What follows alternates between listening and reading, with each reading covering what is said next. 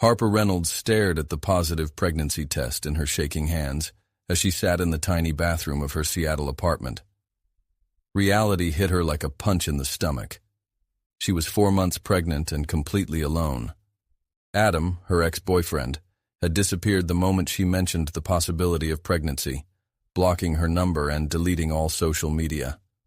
With rent behind and her savings half gone, Harper knew she needed to act fast. Her fingers skimmed the screen of her phone, stopping at an ad she had saved the night before. Full-time nanny wanted for 5-year-old. Residence on Mercer Island. Exceptional salary plus housing. Early childhood education experience required. The Richardson mansion was imposing, with its modern architecture and mirrored glass reflecting Lake Washington.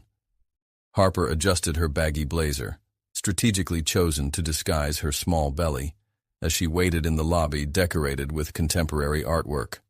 Preston Richardson emerged from his office with the rigid demeanor of someone accustomed to running one of the country's largest technology companies. His blue-gray eyes surveyed her with professional coolness, while his assistant, Marcus Chen, took notes on a tablet.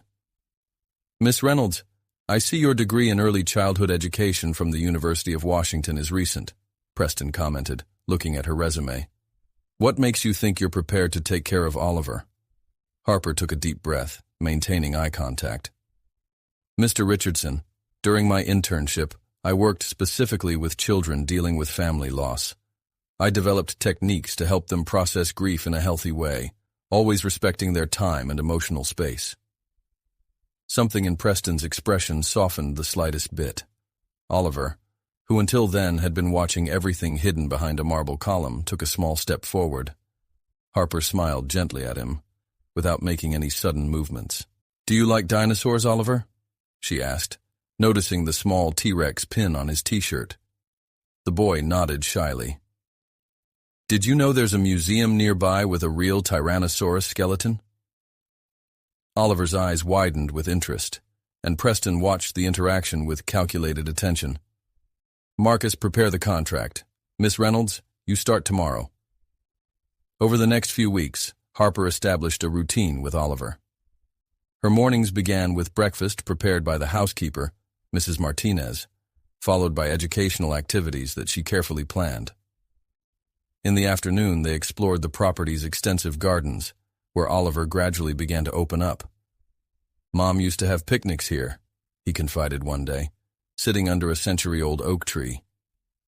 Harper felt her heart sink, both because of the trust she felt and because of the movement of her own baby in her womb.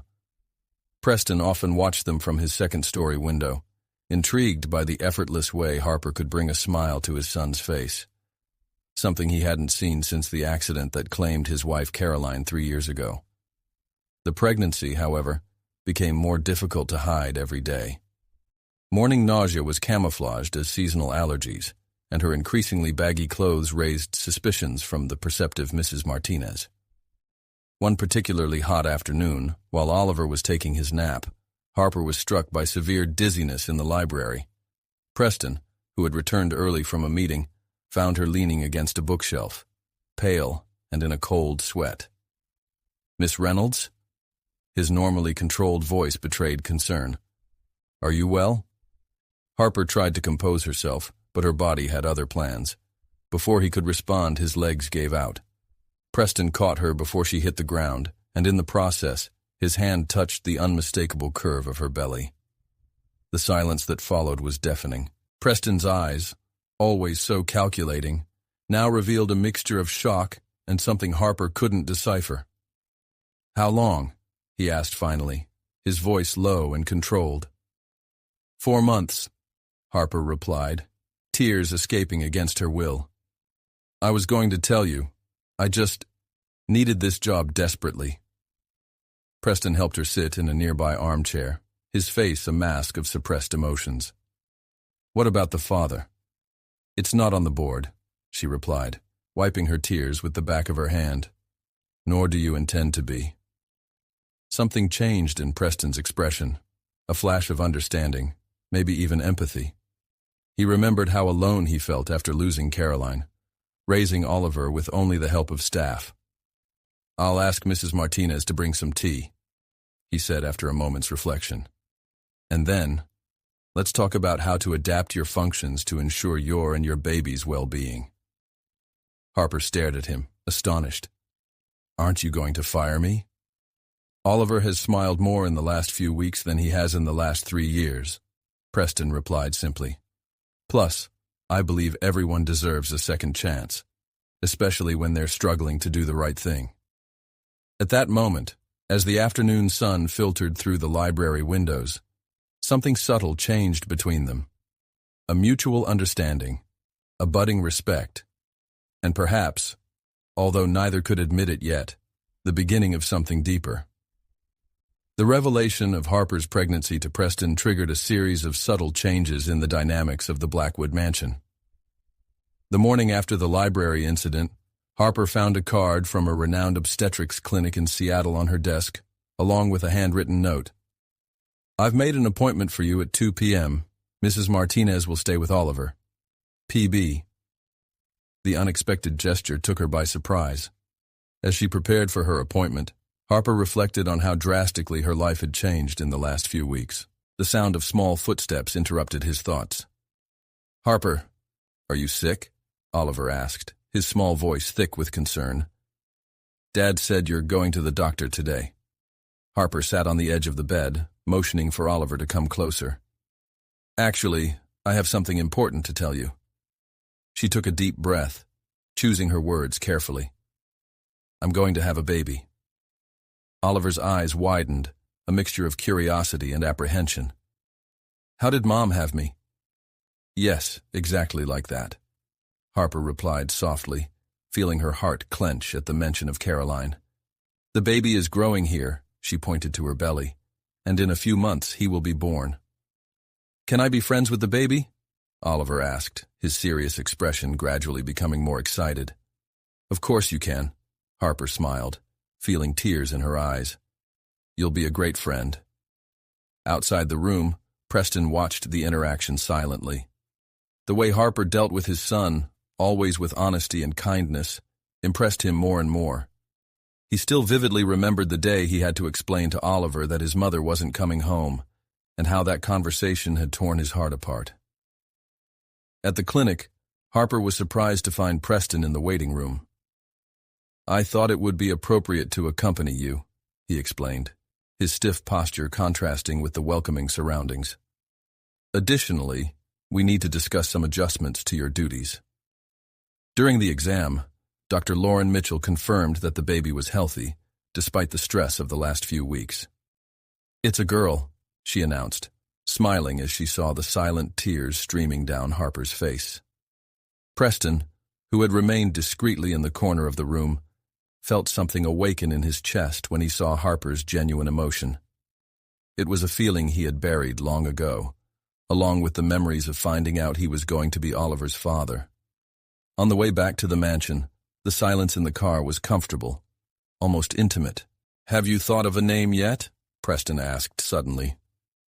Lucy, Harper replied without hesitation. It was my grandmother's name. She raised me after my parents died in a car accident when I was 12. Preston glanced at her quickly, recognizing echoes of his own loss in her story. That's a nice name, he commented softly. In the days that followed, the mansion gained new energy. Oliver began leaving small gifts for the baby. Drawings, colorful pebbles he found in the garden, even his favorite stuffed dinosaur. Mrs. Martinez, now aware of the situation, was preparing especially nutritious meals for Harper.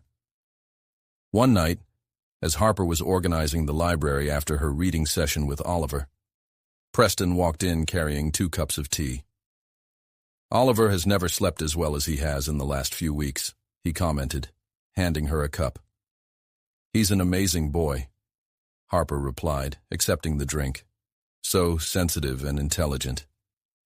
Like Caroline, Preston murmured, more to himself than to her. It was the first time he had voluntarily mentioned his late wife. Harper watched as he sat in a nearby armchair, his features softening in the soft light of the room. It must have been very difficult, she said gently.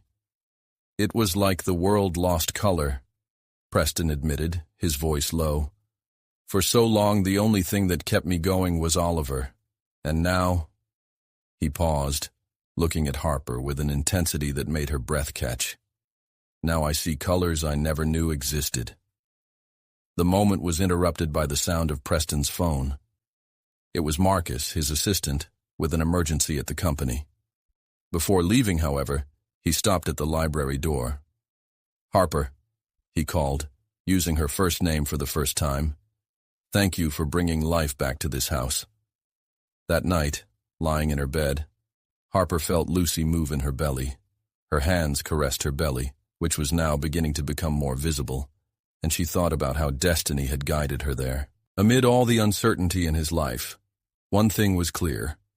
Blackwood Manor, with its broken but healing inhabitants, had become much more than just a place of work.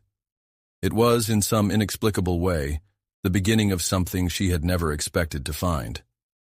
A place to call home. The October sun painted the Seattle sky with golden hues when Preston found Harper and Oliver in the back garden, setting up a small butterfly farm.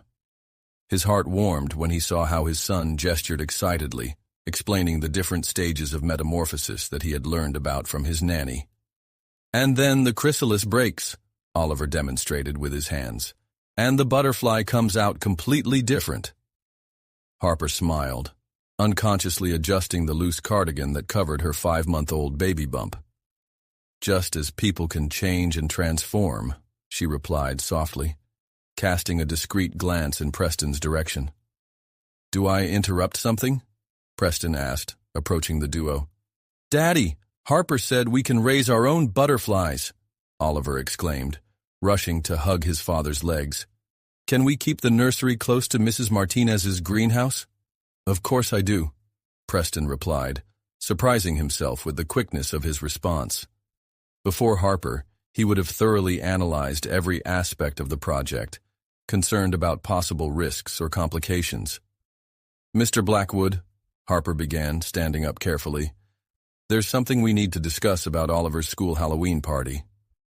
Preston noticed how she lightly rested her hand on her back as she stood up, a gesture that was becoming more frequent as her pregnancy progressed. Why don't we talk in the office? Oliver, how about showing your new science books to Mrs. Martinez? On the way to the office, Preston watched Harper out of the corner of his eye. Autumn had brought a natural flush to her cheeks, and even in her loose clothes, it was impossible not to notice the grace with which she carried her growing belly. Oliver was asked to be the magician's assistant at the party, Harper explained, sitting down in the leather armchair. But he's nervous about performing in public. Preston frowned, remembering how Oliver had closed himself off after Caroline's death. He doesn't have to participate if he doesn't want to. Actually, Harper leaned forward slightly, his green eyes shining with determination. I think it would be a great opportunity for him. I've been working on trust exercises, and he's already able to introduce himself to me and Mrs. Martinez. And you think he's ready? I think he needs to know it's safe to try, she replied softly. Like the rest of us. The silence that followed was charged with meaning. Preston walked to the window, watching the golden leaves dance in the wind. Caroline loved autumn, he said suddenly. She always said it was the season of transformation. Harper felt her heart quicken at the spontaneous mention of Caroline. Over the past few days, Preston had begun sharing little snippets of memories, as if slowly unlocking a long-closed door. Oliver has a lot of her, Harper commented gently. Especially when you smile. Preston turned to face her, his blue-gray eyes softened with emotion. You've made me realize that. Before I could only see what I had lost. A sudden kick made Harper put his hand to his stomach, letting out a small exclamation of surprise. Preston was at her side in an instant, his expression a mix of concern and curiosity. Lucy is especially active today, Harper smiled, and without thinking, took Preston's hand and guided it to her belly. The moment he felt the baby move was visible on his face, an expression of pure amazement that made him look years younger. It's amazing, he murmured, his hand lingering a moment longer than necessary. The sound of footsteps running down the hallway broke the intimate moment.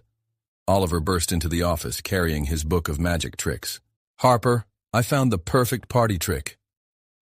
While Oliver enthusiastically demonstrated how to make a scarf disappear, Preston observed the scene with a new perspective.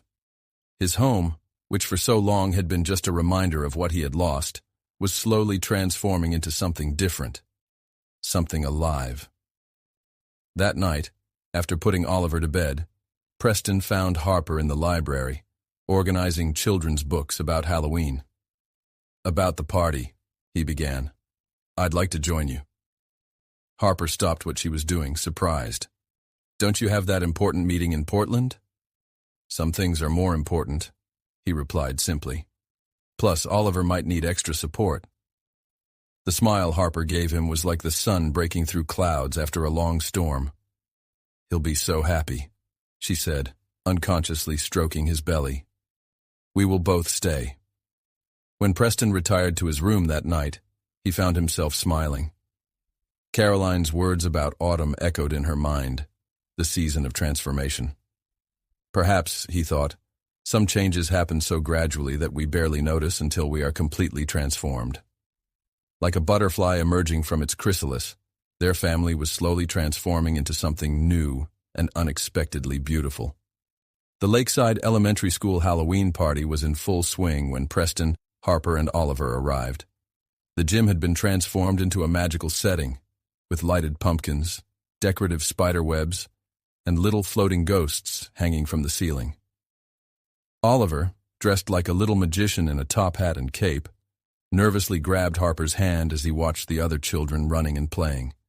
His face alternated between anxiety and excitement as he saw the stage where he would later perform. "Remember what we practiced," Harper whispered, adjusting the bow on Oliver's cape. "You can do this. We'll be right there in the front row." Preston watched the interaction with a tightness in his chest.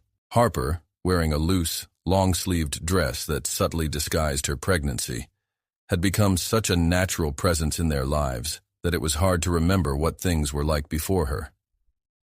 "Mr. Blackwood," Principal Matthews approached, clearly surprised by his presence. "How wonderful to see you participating in school events this year." "I wouldn't miss Oliver's debut as a magician," he replied, his hand unconsciously resting on Harper's back as she moved closer. The gesture did not go unnoticed by the director, whose discerning eyes assessed the situation before smiling diplomatically. "Miss Reynolds has done an exceptional job with Oliver. He's much more sociable this semester."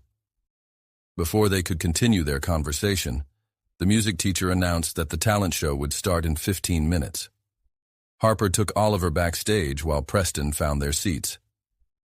"Are you going to be okay here?" she asked Oliver, who was nervously practicing with his magic scarf. "What if I make a mistake?" Her small voice trembled slightly. Harper knelt in front of him, ignoring the protest from his back. "Do you know the secret to magic? It's not about never making mistakes. It's about making people believe in something special. And you, Oliver Blackwood, are the most special person I know."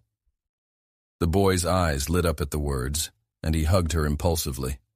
"You're special too, Harper. You and baby Lucy."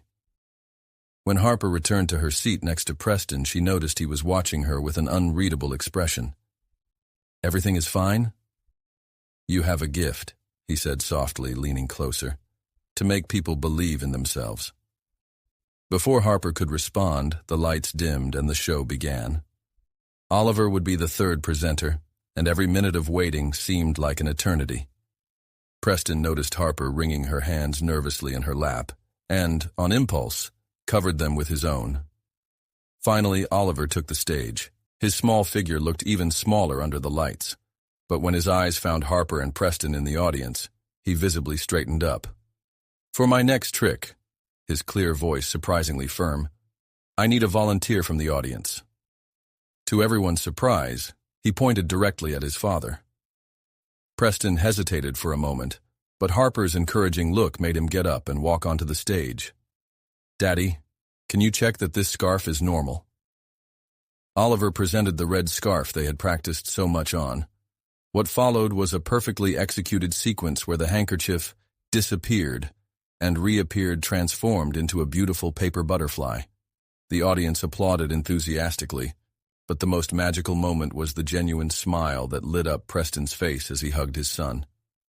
During the lunch break, as Oliver was receiving congratulations from his classmates, Harper felt a sharp twinge in her abdomen. She discreetly leaned against a nearby wall, breathing deeply. "Harper?"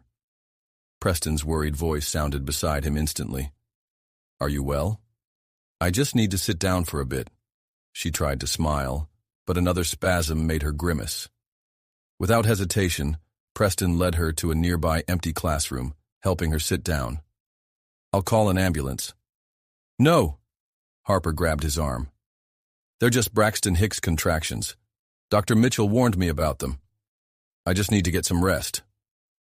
Preston knelt beside him, his expression a mix of concern and something deeper. "How can you be so calm?" "Because I'm not alone," she replied softly, her eyes meeting his.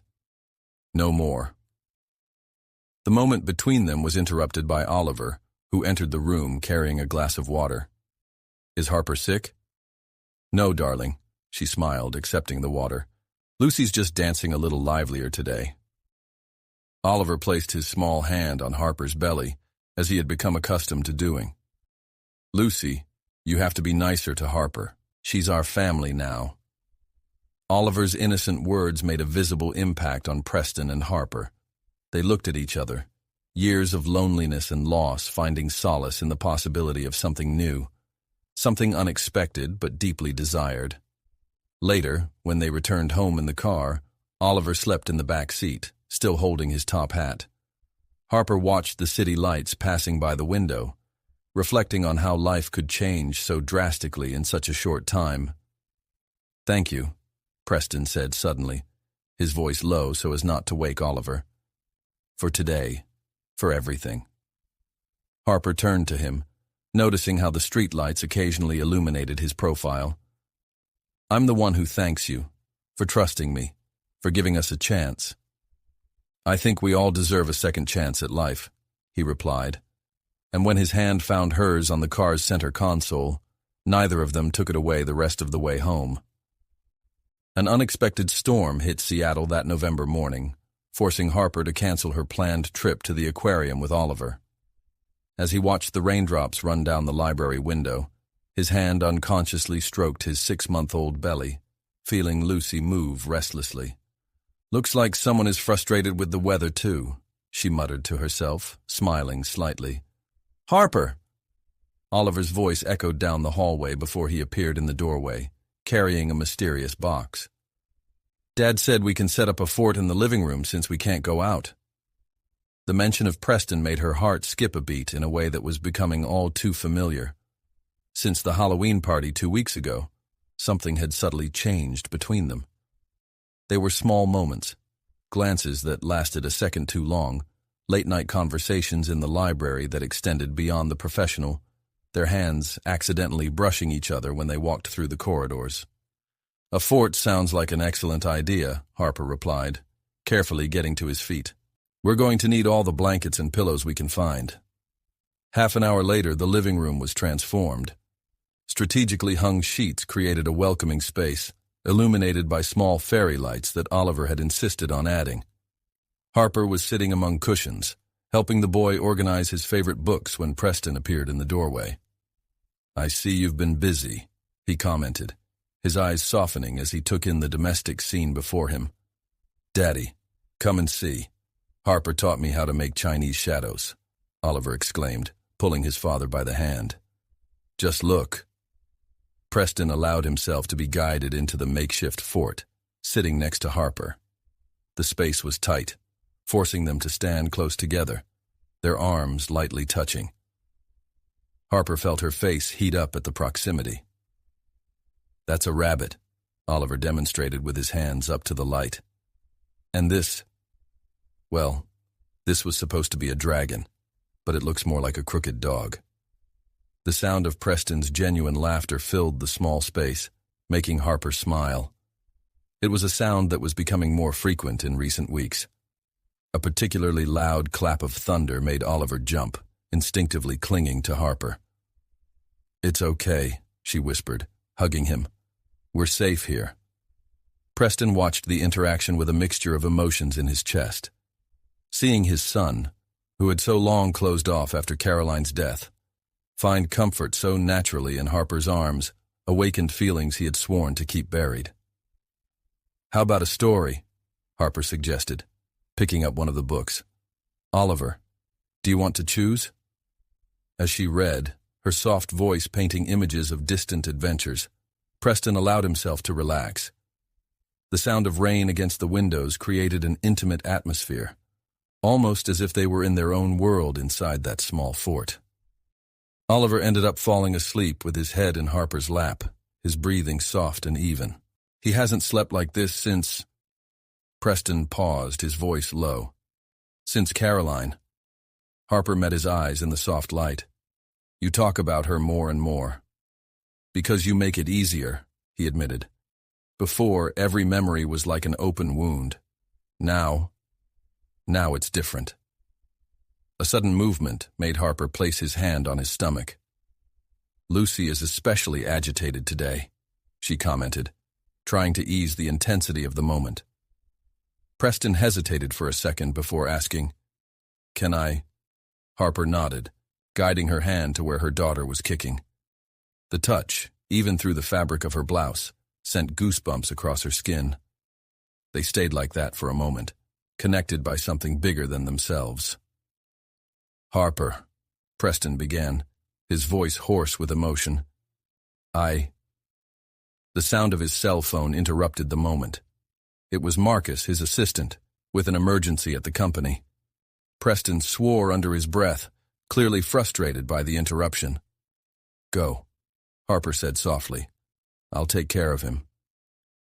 Preston stood up reluctantly, but before leaving the fort, he turned around. "Have dinner with me today, after Oliver goes to sleep?" The invitation hung in the air between them, loaded with unspoken possibilities. "Yes," Harper replied, her heart racing.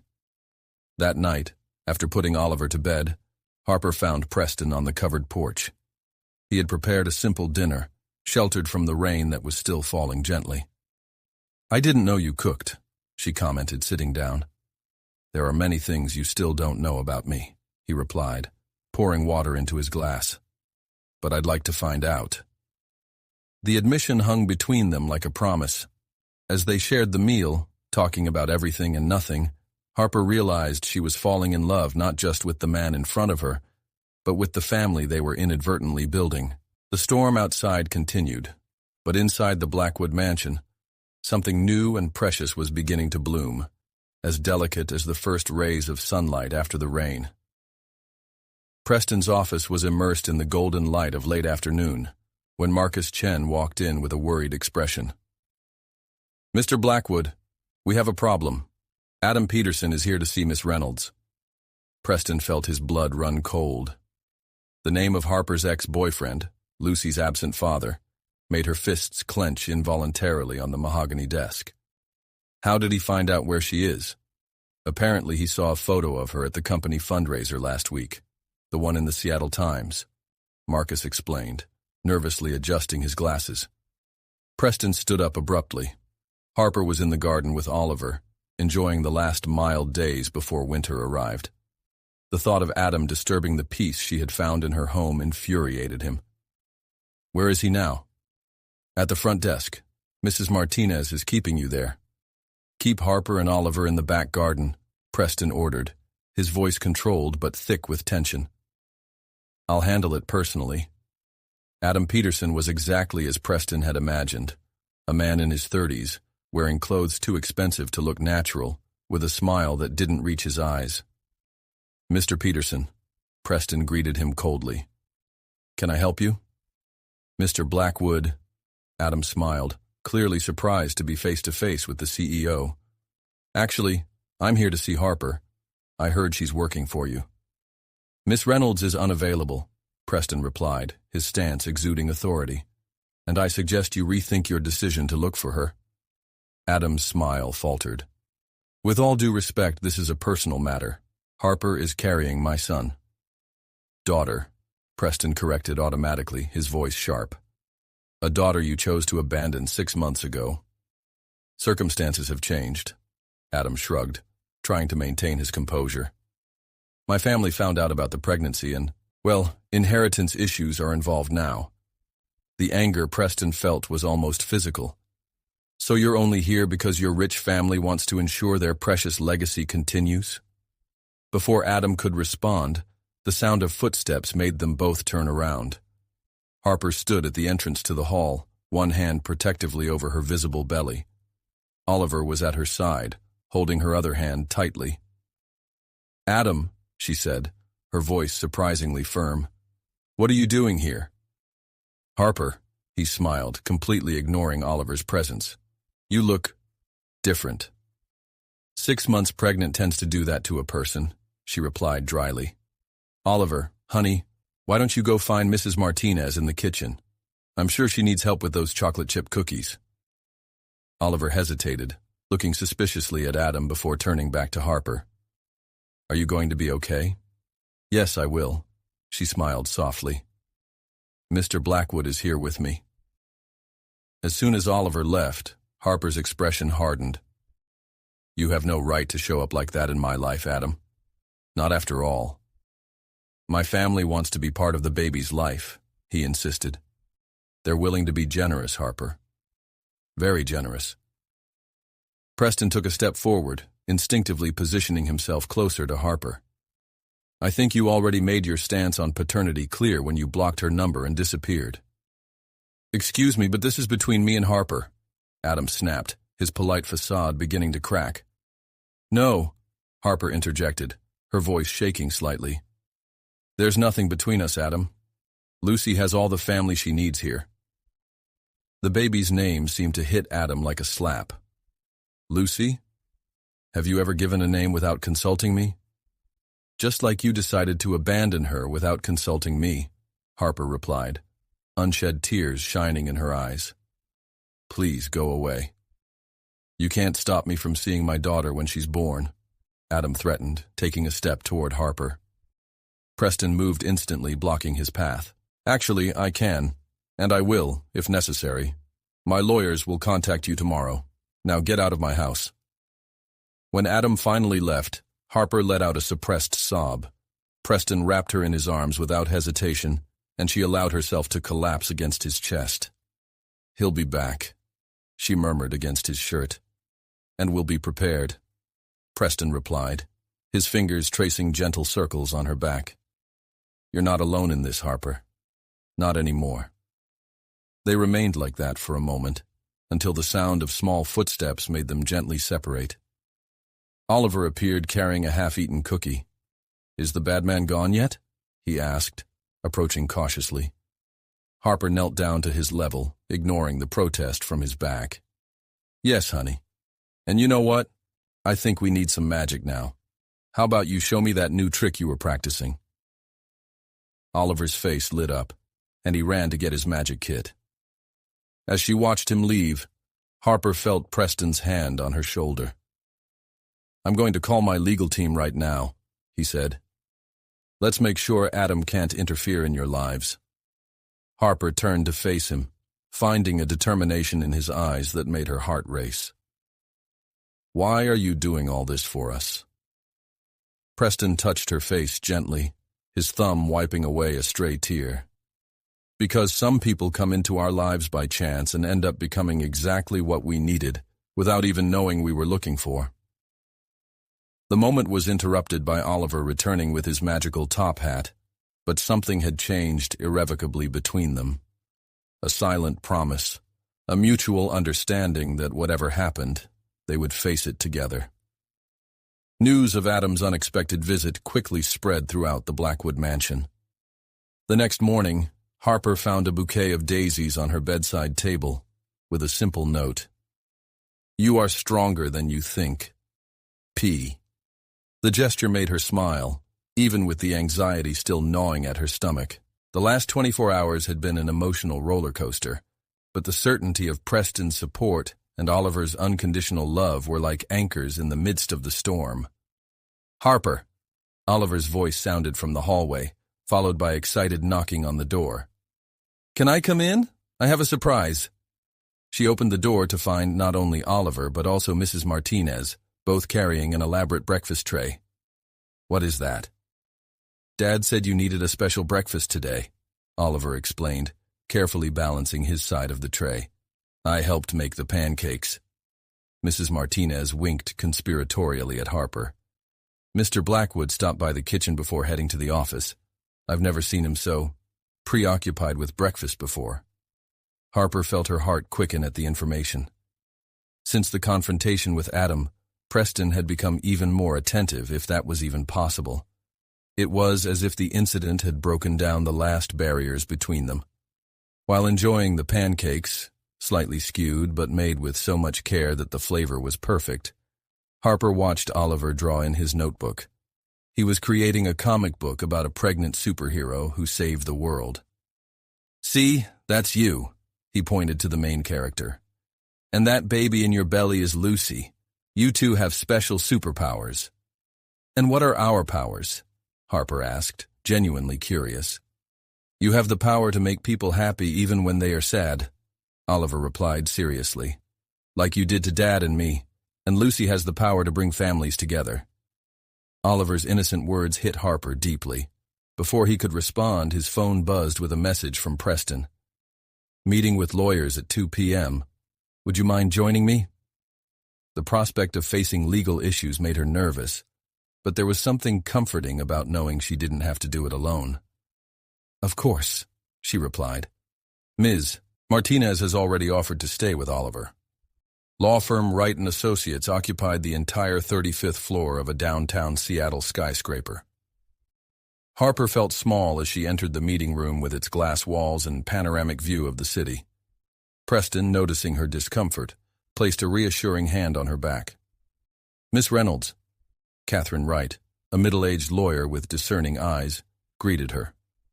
"Mr. Blackwood has brought us up to speed on the situation. We need to discuss your legal options regarding Mr. Peterson."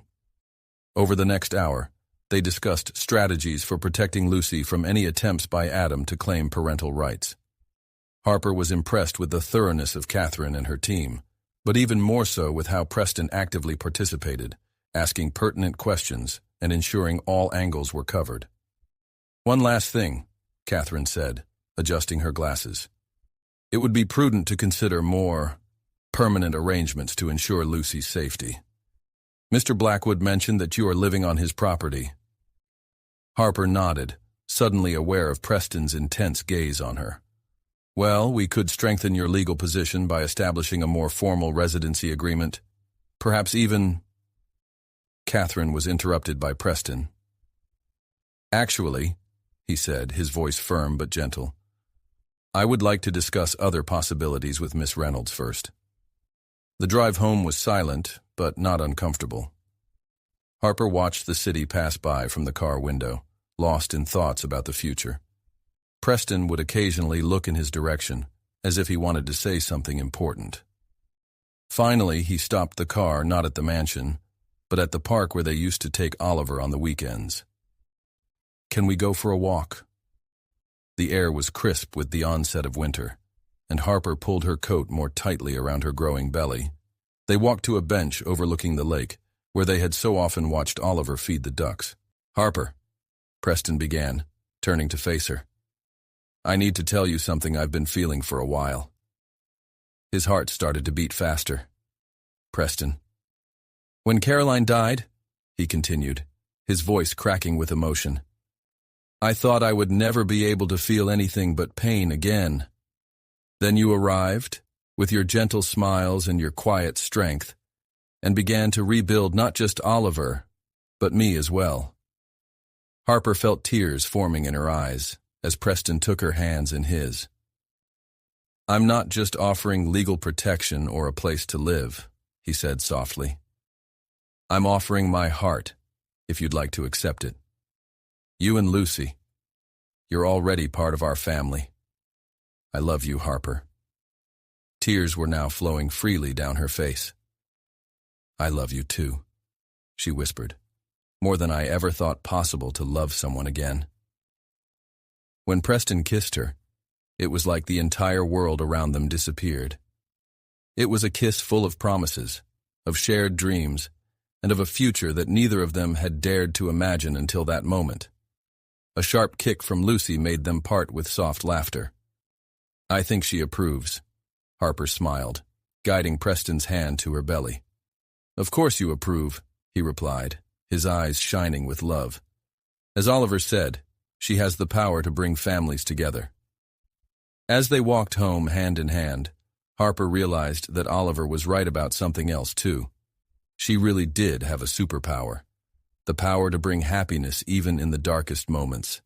And now, with Preston and Oliver by her side, and Lucy on her way, she had finally found her own happy ending.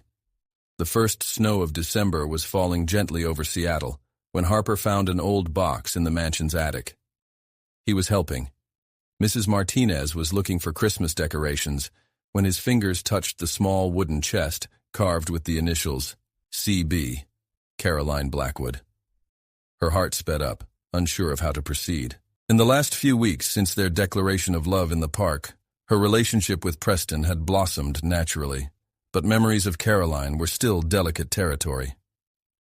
"Ah, you found Mrs. Caroline's trunk," Mrs. Martinez commented softly, approaching. "She kept her most precious memories there. Maybe it's time for it to be opened up again." Harper bit her lip, indecisive.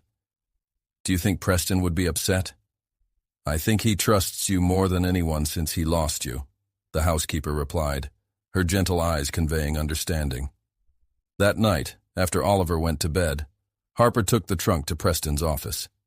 He was focused on some documents when she entered, but his face immediately lit up when he saw her. "I found this today," she said softly, placing the trunk on the table. "I thought you should decide what to do with him." Preston stood very still, his fingers tracing the carved initials reverentially. "I haven't opened this in 3 years," he muttered. Harper moved to leave, wanting to give him privacy, but he grabbed her hand. "Stay, please." Together they opened the chest. Inside was a carefully curated collection of memories, old photos, handmade birthday cards from Oliver, little love notes exchanged between the couple. "She loved taking photos," Preston commented, pulling out a photo where a smiling Caroline held a newborn Oliver. He said that every moment deserved to be immortalized. Harper watched as her hands shook slightly as she went through the items. She seemed like an extraordinary person. "It was," Preston agreed, then looked directly at Harper. "Just as you are, in a completely different way." Among the papers, a sealed envelope caught their attention. On the front it said, "To the next person who loves my family," in elegant calligraphy. Preston paled. I didn't know that existed." "Want me to leave while you read?" Harper asked gently. "No," he replied, his voice hoarse. "It's addressed to you." With trembling fingers, Harper opened the envelope and began to read aloud. "Dear stranger, if you're reading this, it means you've found your way into my family's heart. I don't know his name or his story, but I know it must be someone special to have broken down the walls that Preston certainly built after I left. I ask that you take care of them, as I know I cannot. Oliver is a sensitive soul who needs patience and understanding. And Preston, he may look strong, but he carries the weight of the world on his shoulders. Don't be afraid to replace me in your hearts. Love does not diminish when it is shared. It grows, transforms, creates new spaces. Be happy with them. Create your own memories. And know that, from somewhere, I'm grateful that you found your way to them. With affection, Caroline." When Harper finished reading, silent tears ran down both of their faces. Preston pulled her close, burying his face in her hair as his own tears finally flowed freely. "How did she know?" he whispered. "How did she always know?" "Because she loved them unconditionally," Harper replied softly, her hands finding his. "And true love always wants the best for the one we love, even when we are no longer there." A small movement at the door caught his attention. Oliver was standing there, his favorite stuffed bear hugged to his chest. "Is Daddy crying?" Preston quickly wiped his eyes but didn't let go of Harper. "Come here, champ. We were looking at some of Mom's special things." Oliver approached cautiously, his eyes widening when he saw the trunk. "Can I see it too?" For the next hour, they sat together on the office rug, sharing stories and memories. Oliver laughed at the baby photos of himself, while Preston told little stories behind each item. "Mom would have liked you, Harper," Oliver declared suddenly. "She always said that love is like magic. The more you share, the stronger it gets." Preston kissed the top of his son's head, then looked at Harper with eyes full of love. "Your mother was right, as always." That night, after Oliver finally fell asleep, Preston found Harper in the library. She was sitting in her favorite armchair, one hand resting on her belly as she read Caroline's letter again. "Thank you," he said softly, sitting down next to you, "for helping me open not just that chest, but my heart as well."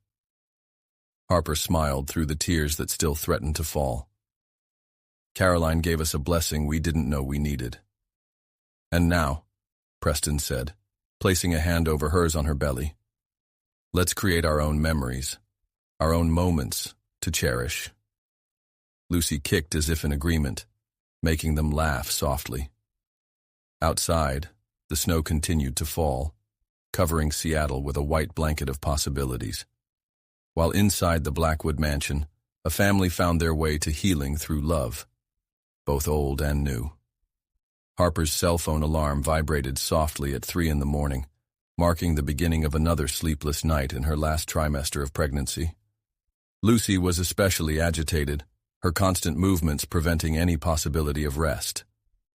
Carefully, so as not to wake Preston, who was sleeping next to her, a new and welcome routine since they started sharing the master bedroom 2 weeks ago, she got up and walked to the window. The city of Seattle sparkled under the December snow, creating an almost magical scene. "Can't sleep again?" Preston's soft voice surprised her. He approached her from behind, wrapping her in his arms, his hands naturally finding where Lucy moved. "She's having a private party today," Harper smiled, leaning back against his chest. "I think he inherited your penchant for late-night meetings." Preston chuckled softly, but Harper sensed an underlying tension in his posture. What it was? "Marcus called earlier," he hesitated. "Adam has filed for a paternity test and visitation rights." Harper felt her body stiffen. "He can't." "Catherine's already working on it," Preston interrupted gently. "But there is something else we need to discuss."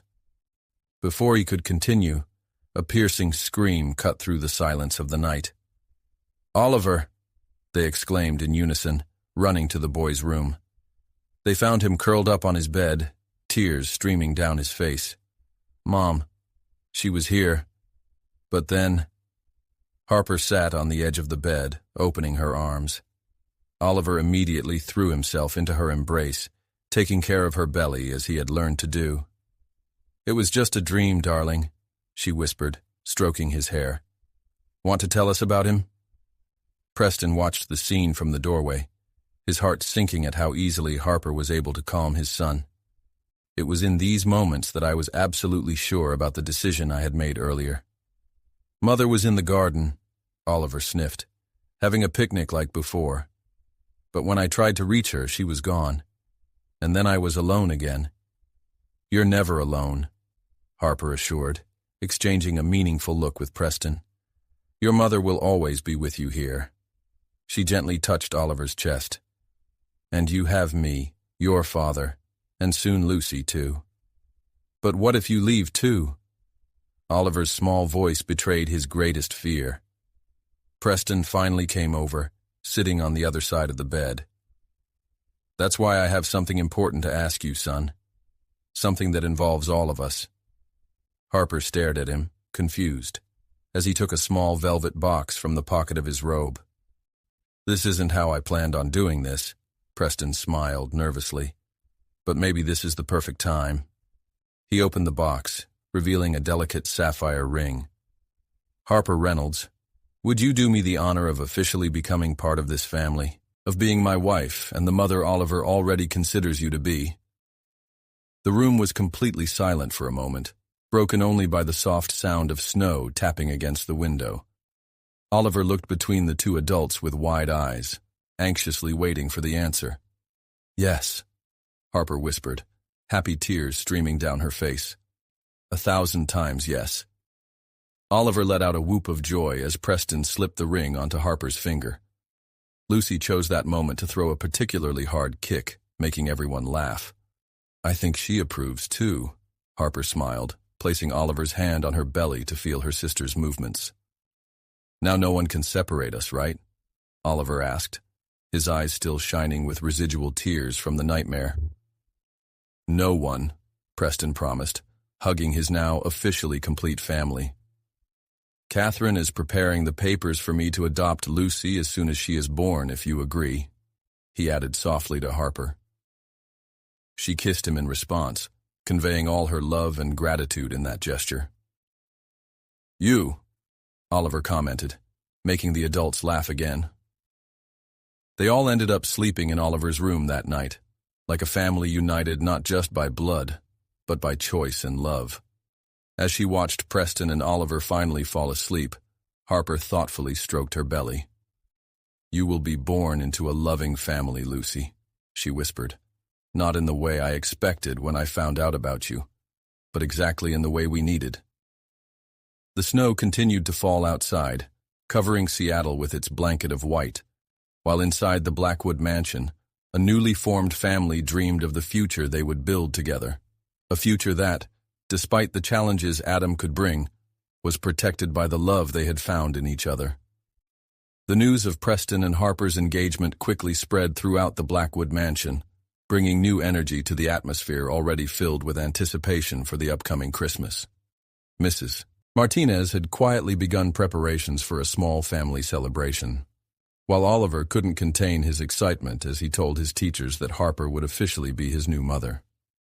However, the bliss of the moment was briefly interrupted when Catherine Wright showed up at the mansion on a freezing December morning, carrying a briefcase full of legal documents. Harper was helping Oliver with his homework in the library when Preston called her into an urgent office meeting. Adam is demanding not only the paternity test, Catherine explained, her eyes showing genuine concern, but he is also questioning the legitimacy of the adoption process that Preston intends to initiate. Harper felt her stomach drop, a feeling that had nothing to do with her advanced pregnancy. Preston immediately took her hand, their intertwined fingers conveying strength and silent support. How can he do this? Harper asked, her voice shaking slightly. He didn't even want to know about Lucy when he found out about the pregnancy. Unfortunately, Catherine sighed, the law can be complicated in these cases. But we have a strong case based on the initial abandonment and the history of emotional and financial support that Preston has provided. Preston leaned forward, his posture exuding determination. What are our next steps? First, we need to speed up the wedding, Catherine suggested, consulting her notes. A marriage before Lucy's birth would significantly strengthen our legal position. Harper instinctively touched her belly, feeling Lucy move as if responding to the tension of the moment. But I wanted to wait until after the birth. We can have 2 celebrations, Preston suggested softly, turning to her. A civil ceremony now, just with family, and then the celebration you've always dreamed of. Before Harper could respond, the office door opened and Oliver rushed in, his eyes shining with excitement. Harper, Lucy's Christmas present has arrived. The tension in the room dissipated momentarily when Oliver dragged Harper, with Preston and Catherine following behind, to the room that was being prepared for the baby. In the center of the room, still in its box, was the crib that Oliver had helped her choose online, white with delicate carvings of flowers and butterflies. Can we ride now? Oliver asked anxiously. I want everything to be perfect for my little sister. Harper felt tears forming in her eyes, touched by the purity of Oliver's love for a sister she hadn't even met yet. Preston wrapped them both in a hug, and for a moment, all the legal problems seemed to subside under the strength of that familial love. Catherine watched the scene with an understanding smile. "I will prepare all the necessary documents," she said softly, heading for the door. "What about Harper? Don't let Adam steal your joy. Some battles are worth fighting." After Catherine left, Preston, Harper, and Oliver spent the afternoon setting up the crib together. It was a simple task, but full of meaning. Each piece fitted together represented another step in building their family. "You know what?" Oliver commented as he helped Preston secure the side rail. "Mother Caroline always said that families are like puzzles. Sometimes we need to try lots of different pieces until we find the ones that fit perfectly." Harper exchanged an emotional look with Preston, once again impressed by the wisdom that Caroline had left as a legacy for her son. "And we fit together perfectly, don't we?" Preston smiled, affectionately ruffling Oliver's hair. "Yes," Oliver agreed enthusiastically, "and soon Lucy will complete our puzzle." That night, after Oliver went to bed, Harper found Preston on the covered porch, watching the snow fall. She joined him, accepting the cup of hot chocolate he offered. "About civil marriage," she began softly. "You're right. We don't need to wait."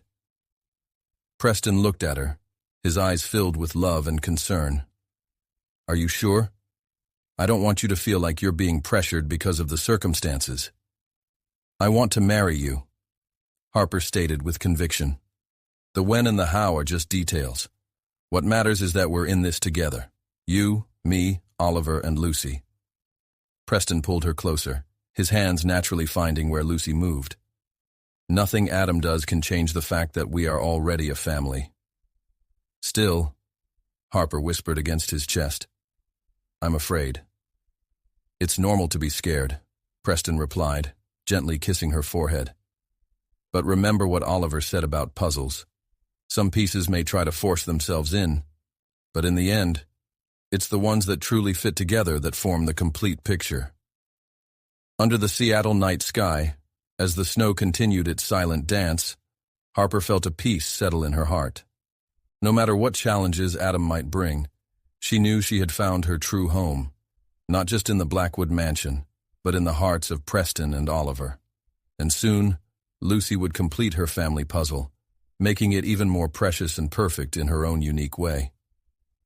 Snow fell softly outside the Seattle registry office as Harper adjusted the simple white dress she had chosen for the civil ceremony. The soft fabric fit perfectly over her 8-month-old belly, and Lucy seemed especially excited that morning, as if she knew the importance of the moment. "You look beautiful," Mrs. Martinez whispered, helping her with the small bouquet of white lilies. "Like a real winter bride." Harper smiled nervously, watching her reflection. It wasn't exactly how she'd imagined her wedding, without the big celebration or the dream dress, but there was a unique beauty in the intimacy of the moment. "Harper," Oliver rushed into the small waiting room, impeccable in his navy blue suit. "Dad is nervous. He's already fixed his tie 3 times. The image of Preston, always so in control, anxiously adjusting his tie made Harper laugh. It was comforting to know that I wasn't the only one feeling butterflies in my stomach. Catherine Wright was present not only as a lawyer, but as an official witness. She had sped up the entire legal process, making sure everything was perfect for that day. "The adoption papers are already forwarded," Catherine informed discreetly. "Once Lucy is born, Preston will be able to legally register her as his daughter." The mention of Lucy brought out the shadow of Adam, who continued to try to interfere through his lawyers. But Harper refused to let that thought tarnish her special day. "It's time," Mrs. Martinez announced softly. Oliver took Harper's hand, taking his role as page seriously. "Can I take you to Daddy?" "I can't think of anyone better for this task," Harper responded, touched by the gesture. The registry office's small ceremony room had been decorated with simple arrangements of white flowers, a special touch organized by Preston. When the doors opened and Harper walked in with Oliver, the look Preston gave him contained all the love in the world.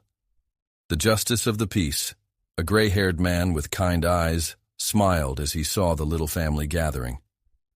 Today we are here to celebrate not only the union of two hearts, but the official formation of a family that already exists in love. Preston held Harper's hands, his eyes never leaving hers. Oliver remained beside them, practically vibrating with happiness.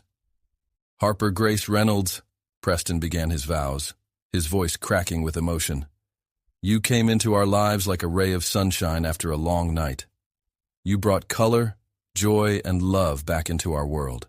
I promise to honor, love, and protect you, Lucy, and the family we are building, every day of my life. Harper fought back tears as she responded, Preston James Blackwood, you and Oliver have shown me the true meaning of family. It's not just about blood ties, but about everyday choices of love and commitment. I promise to be by your side through thick and thin, building our story together, one day at a time. And I promise to be the best big brother in the world to Lucy. Oliver interrupted spontaneously, making everyone laugh and breaking the emotional tension of the moment. The judge smiled fondly. By the power vested in me by the state of Washington, I now pronounce you man and wife. The kiss that sealed their union was soft and full of promise. Lucy chose that exact moment to deliver a particularly hard kick, making Harper giggle against Preston's lips. She's celebrating, Preston murmured, placing his hand on Harper's stomach. A small reception was held at the mansion, where Mrs. Martinez had prepared an intimate lunch. The library, the place where so many important moments in its history had taken place, was decorated with soft lights and more white flowers. I have a present for you, Oliver announced over dessert, running to get something from his room. He returned with an elaborate drawing.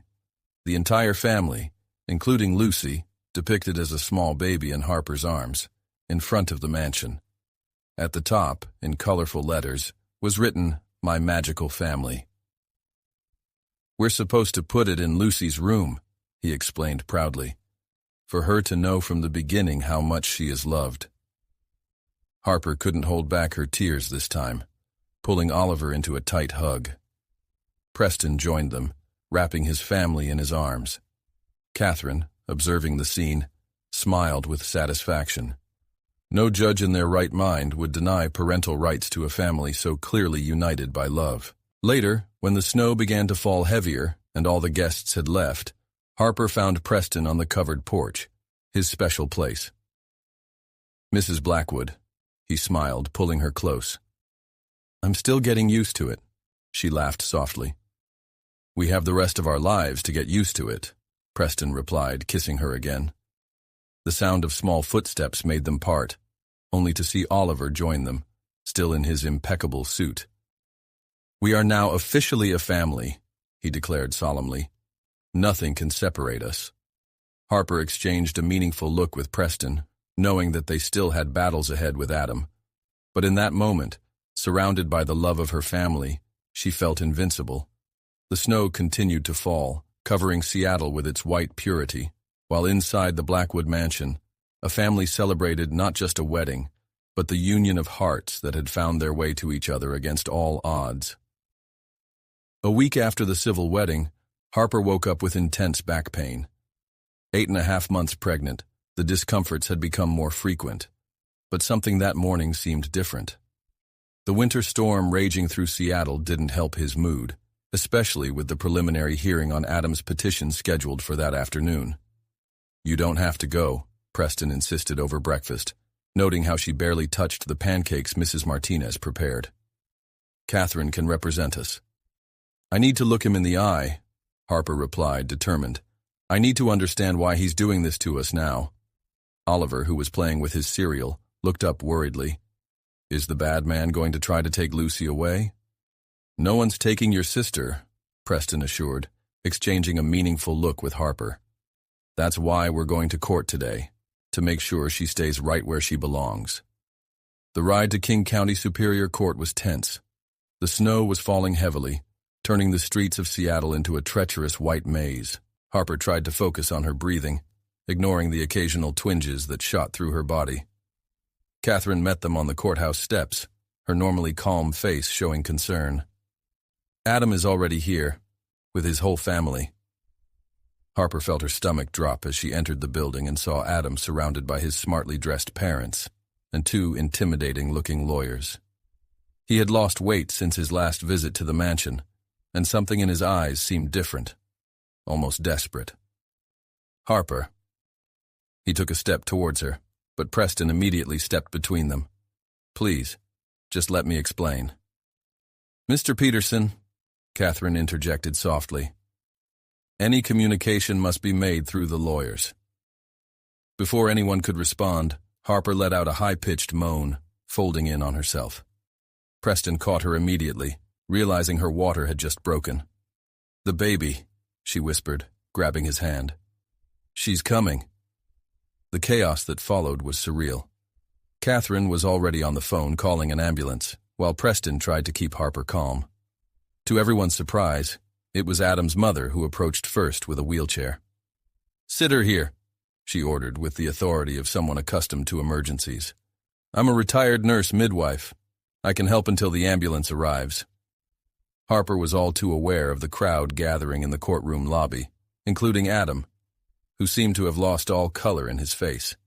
The contractions were getting stronger and closer together. "Preston," she gasped through the pain. "Oliver."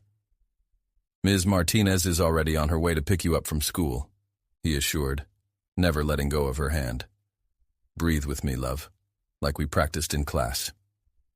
Adam's mother, who introduced herself as Diana, discreetly checked on the labor's progress. "That little one is in a hurry," she commented with a gentle smile. "I don't think we'll have time to get to the hospital." As if to confirm his words, Harper felt a devastating contraction. "I can't do this here," she whimpered. "Not in the middle of the courtroom." "Lucy has other plans," Preston tried to joke, though his own face was pale with worry. Paramedics arrived minutes later, but a quick assessment confirmed it would be risky to move Harper.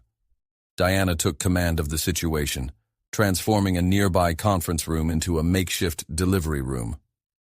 "Adam," she called to her son, who was watching transfixed, "if you really care about this child, go get clean towels and hot water."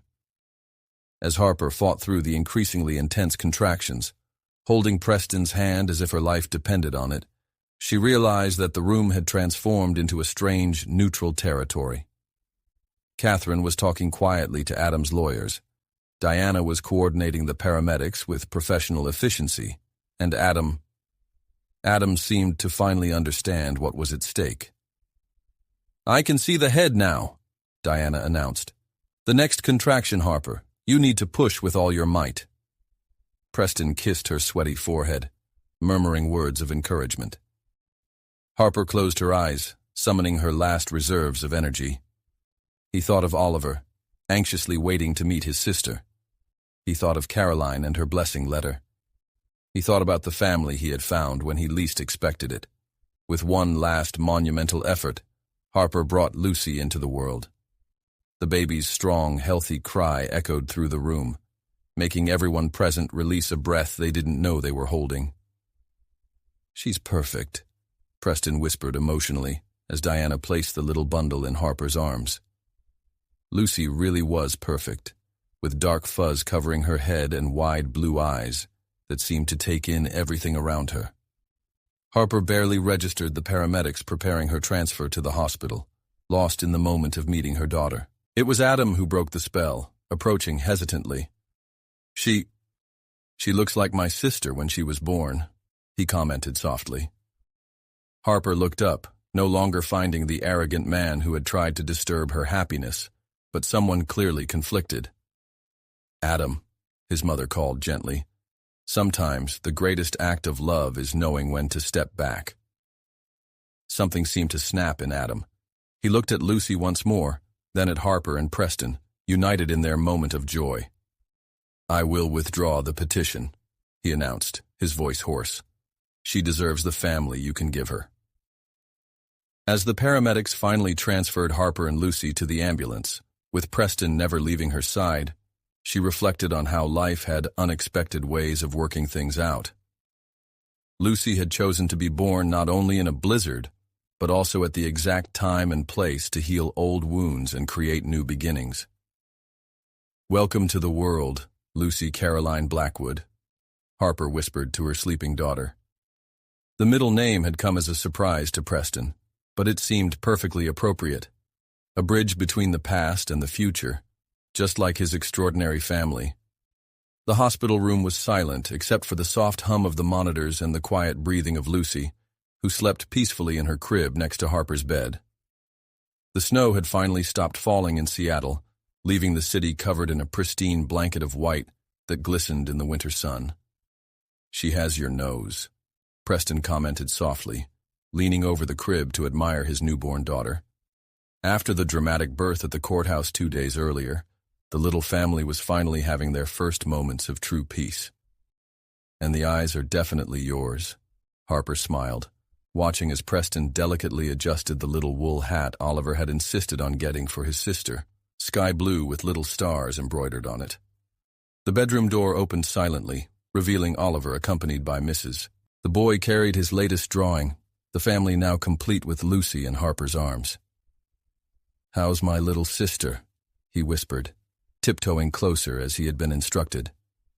"She's still so little." "All babies start out small," Harper explained, making room on the bed for Oliver to sit next to her. "But she will grow up strong and healthy, especially with such a caring big brother." Mrs. Martinez discreetly wiped away a tear as he watched the scene. In his many years working for the Blackwoods, he never imagined seeing the mansion and its inhabitants so full of life again. "The adoption papers arrived," Preston announced quietly, not wanting to disturb Lucy. "Catherine brought them this morning.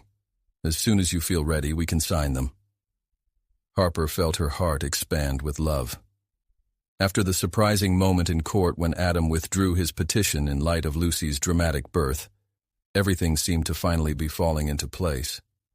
"Diana called," Preston continued, referring to Adam's mother who had been instrumental during the birth. "She wants to know if we can have her over for a visit when we get home. Apparently she has some stories and family photos that she thinks Lucy might want to have one day." The unexpected kindness of the situation made Harper smile. "I think it would be good for Lucy to know this part of her story, too.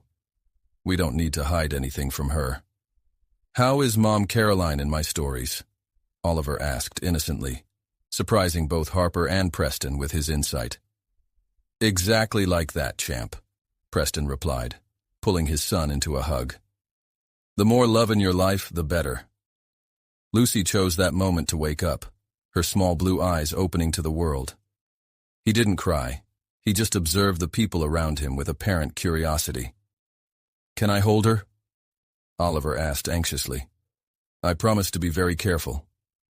Harper adjusted the pillows, creating a safe space where Oliver could sit with his sister. Preston carefully transferred Lucy into his brother's arms, keeping his hands close for support. "Hi, Lucy," Oliver whispered, completely enchanted. "I'm your big brother. I'll teach you everything about dinosaurs and magic, and I'll never let anything bad happen to you." The little baby seemed to respond to the sound of his voice, her eyes fixed on her brother's face.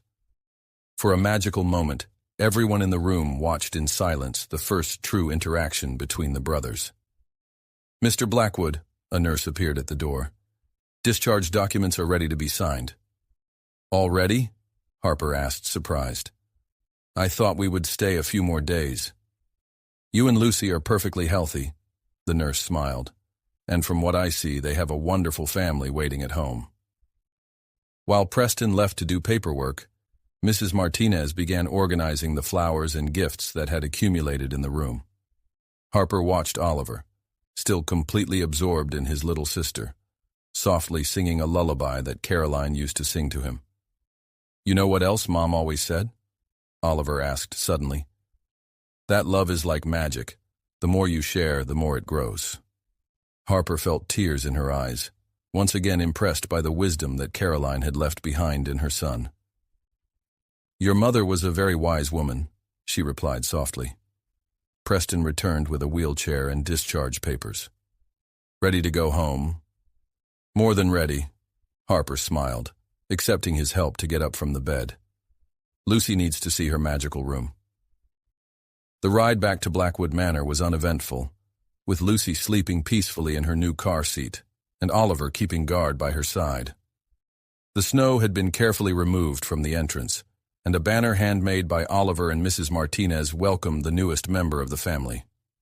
As Preston carried Lucy inside, Harper took a moment to admire her home, no longer just the mansion where she worked, but the home she had built with love and hope. The winter sun made the snow sparkle like diamonds, and for the first time in a long time, the future seemed full of bright possibilities. "Are you coming?"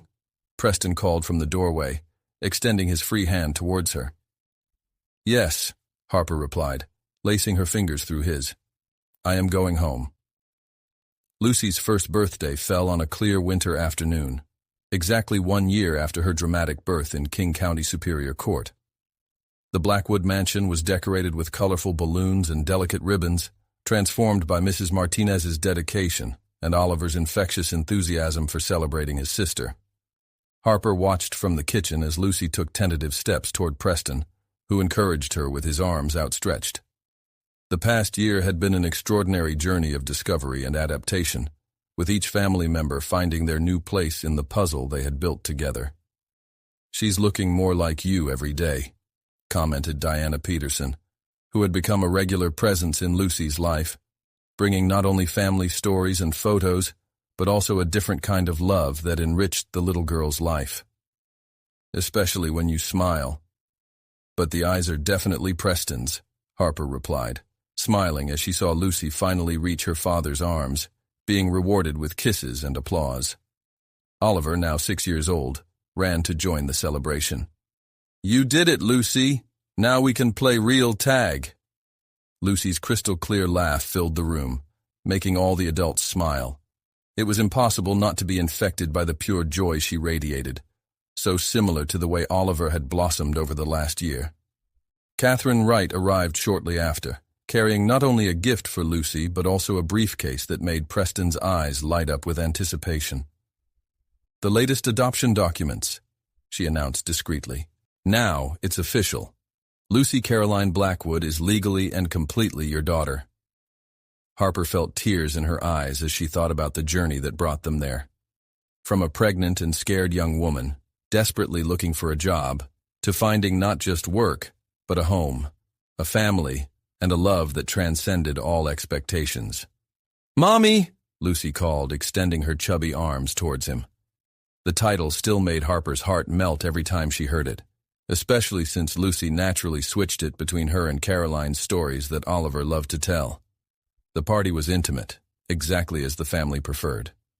Oliver helped Lucy open her presents, patiently explaining each one with the pride of a devoted older brother. Mrs. Martinez had prepared a cake decorated with little sugar butterflies, a symbol that had become special to the family since that first afternoon in the garden. "I have something to show you," Preston announced after Lucy was tucked in for her afternoon nap. He guided Harper and Oliver to his office, where a new painting had been hung next to Caroline's photo.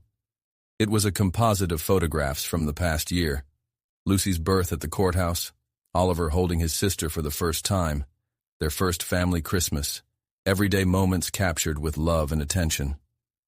In the center, a recent photo of everyone together in the garden, genuine smiles lighting up every face.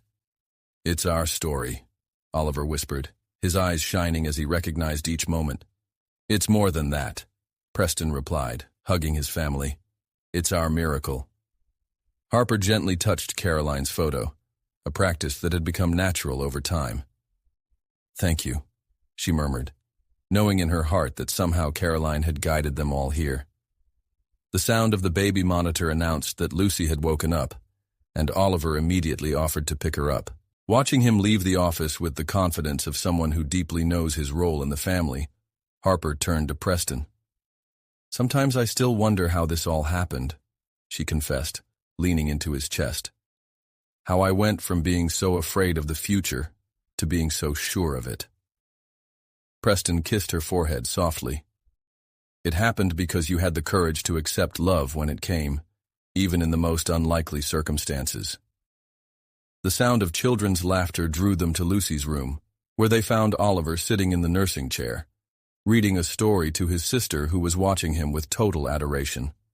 And then the princess realized that she didn't need to look far for the perfect family. Oliver improvised, showing the pictures in the book to Lucy. Because sometimes the perfect family is the one we build with love. Harper and Preston exchanged emotional glances, recognizing in Oliver's innocent words the deep truth of their own journey. Blackwood Manor, which had once been a symbol of loss and loneliness, now pulsed with life and love in every room. Lucy held out her arms to her parents, her smile lighting up the room like a ray of sunshine.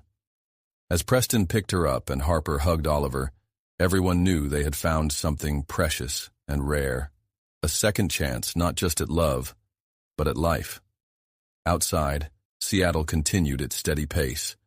But inside the Blackwood mansion, a family celebrated not only Lucy's first year of life, but also the first year of their own existence as a complete and perfect unit in their own unique way. And somewhere, Caroline smiled, knowing that her last act of love, that letter left to a stranger, had helped create something truly magical. A family where the past and present intertwined perfectly, creating a future full of possibilities and infinite love.